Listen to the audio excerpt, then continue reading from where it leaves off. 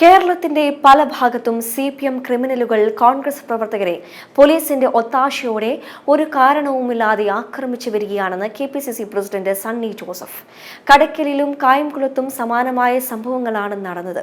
കോൺഗ്രസിന്റെ പ്രമുഖ നേതാക്കളെയാണ് CPM ക്രിമിനലുകൾ ആയുധങ്ങൾ ഉപയോഗിച്ച് ആക്രമിക്കുന്നതെന്നും ഇതിനെല്ലാം പിന്നിൽ പോലീസിന്റെ ഒത്താശയുണ്ടെന്നും സണ്ണി ജോസഫ് പറഞ്ഞു.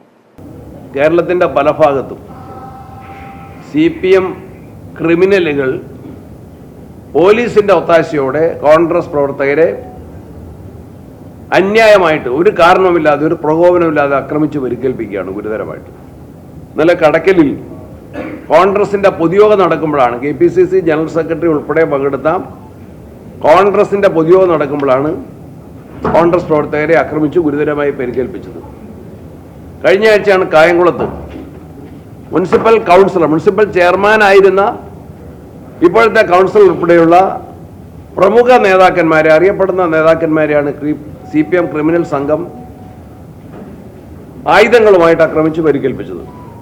ഇതിലെല്ലാം പോലീസ് CPM ക്രിമിനലുകളെ സഹായിക്കുന്ന സമീപനമാണ് സ്വീകരിക്കുന്നത്. കേസ് അന്വേഷണമോ അല്ലെങ്കിൽ കുറ്റകൃത്യങ്ങളെ തടയുന്നതിനുള്ള നടപടിയോ നിഷ്പക്ഷമായിട്ട് നീതിപൂർവമായിട്ട് നടക്കുന്നില്ല.